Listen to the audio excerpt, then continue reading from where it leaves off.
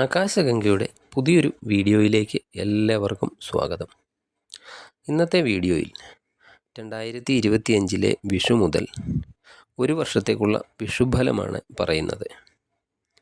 2025 സംബന്ധിച്ചിടത്തോളം പല പ്രധാന ഗ്രഹങ്ങൾക്കും രാശിമാറ്റമൊക്കെ സംഭവിക്കുന്നുണ്ട്.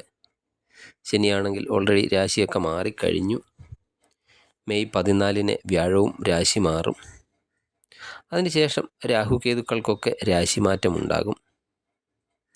ഈ ഗ്രഹങ്ങളെല്ലാം തന്നെ ഓരോ നക്ഷത്രക്കാരെയും വിവിധ തരത്തിലൊക്കെ സ്വാധീനിക്കുന്ന ഗ്രഹങ്ങളാണ്. ഈ ഗ്രഹങ്ങൾ വളരെ കാലം ഒരു രാശിയിൽ തന്നെ നിൽക്കുന്ന ഗ്രഹങ്ങളായതിനാൽ വ്യാഴത്തിൻ്റെയും ശനിയുടെയും രാഹുകേതുക്കളുടെയും ഒക്കെ രാശിമാറ്റം വളരെയധികം പ്രാധാന്യം അർഹിക്കുന്ന കാര്യം തന്നെയാണ്. തിരുവോണം നക്ഷത്രം പൂർണ്ണമായും മകരക്കൂറിൽ വരുന്ന നക്ഷത്രമാകയാൽ വിഷു സംക്രമണ ഫലമൊക്കെ അനുസരിച്ച് ആദിഷട്കത്തിൽ വരുന്ന നക്ഷത്രവുമാണ് തിരുവോണം. അതുകൊണ്ട് ഇറങ്ങിത്തിരിക്കുന്ന കാര്യങ്ങൾക്കൊക്കെ ഒരു വിജയം ഉണ്ടാക്കാൻ സാധിക്കുന്നതാണ്. യാതൊരു തടസ്സങ്ങളും ഉണ്ടാകുന്നതല്ല. അതുപോലെ ആഗ്രഹങ്ങളൊക്കെ സാധിക്കുന്നതിനുള്ള അവസരവും നിങ്ങൾക്ക് ജീവിതത്തിൽ ഈ സമയത്ത് ലഭിക്കുന്നതാണ്. പൊതുസമൂഹത്തിലാണെങ്കിലും പൊതുവിടങ്ങളിലും ഒക്കെ ആണെങ്കിൽ പലവിധ സ്ഥാനമാനങ്ങളെ ബഹുമതി, കീർത്തി എന്നിവയൊക്കെ ഉണ്ടാകുന്നതുമാണ്. ദേവത വരുന്നത് വിഷ്ണു ആണ്. വിഷ്ണു ദേവത ആകയാൽ ബ്രാഹ്മണാദി പ്രസാദാദി ഗുണങ്ങളാണ്. അതും വളരെയധികം നല്ലതാണ്. വിഷു സംക്രമണ ഫലത്തോടൊപ്പം തന്നെ ഗ്രഹങ്ങളുടെ ചാരവശാലുള്ള ഫലങ്ങൾ കൂടി പരിഗണിക്കേണ്ടതുണ്ട്. 7.5 ശനി കാലമായിരുന്നു ഇത്രയും നാളെ തിരുവോണ നക്ഷത്രക്കാർക്ക്. 7 വർഷമായിട്ടൊക്കെ ശനി നിങ്ങളെ വളരെയധികം ബുദ്ധിമുട്ടിച്ചു കൊണ്ടിരിക്കുകയായിരുന്നു. ഇപ്പോൾ ശനി അനുകൂല സ്ഥാനത്തേക്കാണ് രാശി മാറിയിരിക്കുന്നത്. അതും 2.5 വർഷത്തെ കാലത്തോളം ആ ശനി അവിടെ തുടരുകയും ചെയ്യുന്നതാണ്. ഈ സമയത്ത് ജീവിതത്തിൻ്റെ എല്ലാ മേഖലകളിലും വിജയമൊക്കെ കൈവരിക്കാൻ സാധിക്കുന്നതാണ്. കഴിഞ്ഞ 7 വർഷമായിട്ടൊക്കെ നടക്കാതിരുന്ന പല കാര്യങ്ങളും നടത്തിയൊക്കെ എടുക്കുവാൻ സാധിക്കുന്നതാണ്.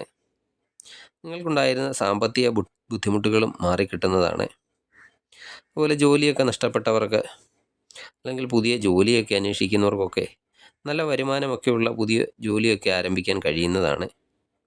അതുപോലെ കുടുംബജീവിതത്തിലും സന്തോഷവും സമാധാനവും ഒക്കെ ഉണ്ടാകുന്നതാണ്. എന്നാൽ വ്യാഴം 6ലേക്കാണ് രാശി മാറുന്നത്. അങ്ങനെ വ്യാഴം 6ലേക്ക് ഒരു മാസത്തിന് ശേഷം രാശി മാറും, മെയ് 14 അങ്ങനെ രാശി മാറുന്നത് ആരോഗ്യകാര്യത്തിലൊക്കെ വളരെയധികം ശ്രദ്ധ കൊടുക്കേണ്ട സമയമാണ് എന്നുള്ളതിന് സൂചനയാണ്. അതുപോലെ പല വഴിക്കും ചിലവുകൾ കൂടുന്നതുമാണ്. അതുപോലെ നമ്മൾ ശ്രദ്ധിക്കേണ്ട ഒരു കാര്യം എന്ന് പറഞ്ഞാൽ ജോലിസ്ഥലത്ത് സഹപ്രവർത്തകരുമായിട്ടൊക്കെയുള്ള ബന്ധം വഷളാകാതെയൊക്കെ ശ്രദ്ധിക്കേണ്ടതാണ്. അതുപോലെ സാമ്പത്തികമായ കൊടുക്കൽ വാങ്ങലുകൾ പരമാവധി കുറയ്ക്കുക. ഒരു കാരണവശാലും കടം കൊടുക്കാൻ ശ്രമിക്കരുത്. അതുപോലെ കടം കൊടുത്താൽ കിട്ടാത്ത ഒരവസ്ഥ വരും. അത്യാവശ്യ സന്ദർഭങ്ങളുണ്ടെങ്കിൽ മാത്രമേ കടം വാങ്ങാൻ ശ്രമിക്കാവൂ. അതുപോലെ മാതാവും സഹോദരന്മാരുമായിട്ടൊക്കെയുള്ള ബന്ധം കൂടുതൽ ശക്തിപ്പെടുത്താനായിട്ടൊക്കെ ശ്രദ്ധിക്കുക. അതുപോലെ അധികം പരിചയമില്ലാത്ത ആൾക്കാരുടെ കൂടെയുള്ള സഹവാസമൊക്കെ പരമാവധി ഒഴിവാക്കുന്നതായിരിക്കും നിങ്ങൾക്ക് നല്ലത്. ആരോഗ്യകാര്യങ്ങൾക്കൊക്കെ മുൻതൂക്കമൊക്കെ കൊടുത്ത് മുന്നോട്ട് പോകണം. അതുപോലെ സ്ഥിരമായിട്ടൊക്കെ എന്തെങ്കിലും അസുഖത്തിനൊക്കെ മരുന്നൊക്കെ കഴിക്കുന്നവരാണെങ്കിൽ അത് യാതൊരു കാരണവശാലും മുടക്കരുത്. അതുപോലെ ആഹാരമൊക്കെ കൃത്യസമയത്ത് കഴിക്കാൻ ശ്രദ്ധിക്കുക. പറ്റുമെങ്കിൽ എന്തെങ്കിലും തരത്തിലുള്ള ചെറിയ വ്യായാമമൊക്കെ ചെയ്യുന്നതും ഗുണകരമാണ്. കൂടുതൽ ദൈവാധീനമൊക്കെ ലഭിക്കുന്നതിന് വേണ്ടി ദിവസവും വിഷ്ണു സഹസ്രനാമം ജപിക്കുന്നത് വളരെയധികം ഗുണകരമാണ്. എല്ലാ വ്യാഴാഴ്ചകളിലും മഹാവിഷ്ണു ക്ഷേത്ര ദർശനം നടത്തി കഴിയുന്ന വഴിപാടുകളൊക്കെ ചെയ്യുക.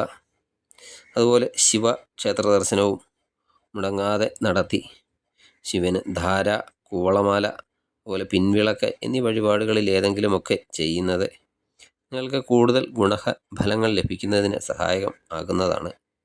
നിങ്ങൾക്ക് ഈ വീഡിയോ ഇഷ്ടമായാൽ ലൈക്ക് ചെയ്യുക. സബ്സ്ക്രൈബ് ചെയ്യാതെ വീഡിയോ കാണുന്നവരാണെങ്കിൽ ദയവായി സബ്സ്ക്രൈബ് ചെയ്ത് കാണുക. മറ്റൊരു വീഡിയോയുമായി വീണ്ടും കാണാം. നന്ദി, നമസ്കാരം.